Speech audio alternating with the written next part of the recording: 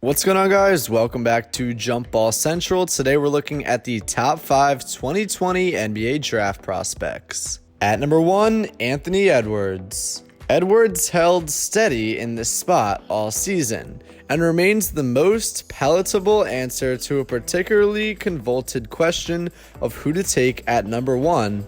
He made some visible progress at Georgia, where he was afforded the opportunity to make mistakes and learn from them. Despite being relatively raw and on the young end of the spectrum, Edwards owns the best combination of physical tools and shot creation potential in the draft, and it's less of a matter of whether he eventually gets to speed than how long it takes him to get there.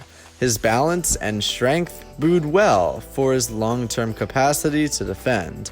The big questions are primarily about how efficient he'll be at his peak and whether or not his style of play ever becomes conducive to winning games, given ball-dominant scorers tend to have thin margins for error in that regard.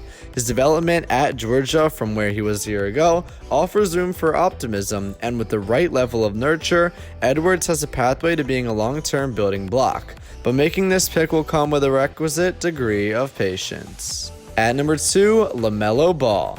Ball presents one of the biggest risk-reward propositions in the draft, with undeniable flair and playmaking ability and legit size, but also some key rough edges that could hamstring his ability to anchor a winning team. He's terrific in transition and profiles as a starting caliber lead guard, but the skeptical view is that Ball has little history of actually being winning conductive, and that he racked up counting stats more as a byproduct of high usage on a bad team. Bottom line, Ball has to score efficiently to lead a winning offense, and the types of shots he favors aren't statistically the most conducive in that regard. He favors deep threes and floaters and isn't wholly convincing finishing against bodies in the paint. Still, the possibility of that happening will be enough to entice teams early in the draft, and any team in need of a playmaker will have to think long and hard. At number 3, James Wiseman. Wiseman remains a likely top 5 pick despite a general lack of excitement surrounding him after playing just 3 games at Memphis. He was solid but not spectacular, and it's hard to know how seriously to take small early season samples, particularly with freshmen adjusting to new situations. 7-footers with his body type and measurables are few and far between, and his sheer size makes him a deterrent around the basket and should make him an impactful rebounder and finisher right away.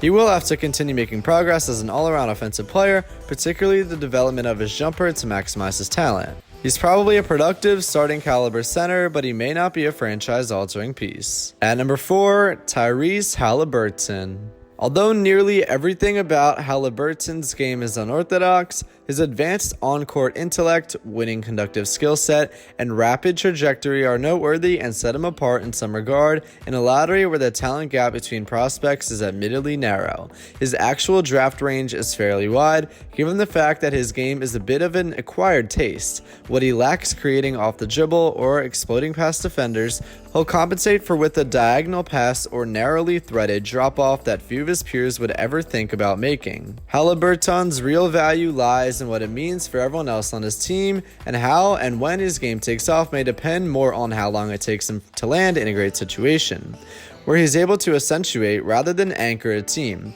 Regardless, his floor is pretty substantive as a ball-moving facilitator who hits open shots and makes any 5-man lineup more effective. And at number 5, Killian Hayes. Winning offenses turn from having great decision makers, and Hayes appears to be on his way there after a breakout year for ULM, where he took on a full-time point guard responsibility for the first time ever. He may profile best as a combo in the NBA long term, and he needs to continue improving his perimeter shooting to get there. Hayes is not a high-end athlete and relies heavily on craft and timing to be effective, but his toughness and natural creativity with the ball are appealing, and he's been consistent and productive as a true 18-year-old playing real minutes, which can't be undersold. Given the prevalence of multiple handler attacks and Hayes' flashes of advanced shot creation skills, he solidified himself as a lottery option with intriguing growth potential, even if he takes a year or two to adjust to the NBA. This is the high end of his range, but he won't make it out of the lottery. Alright guys, thank you for watching Jump Ball Central. If you enjoyed, do me a favor, hit that like button, subscribe, and comment down below which one your favorite is. Mine's definitely LaMelo. And I'll see you guys next time. Stay safe and have a great day.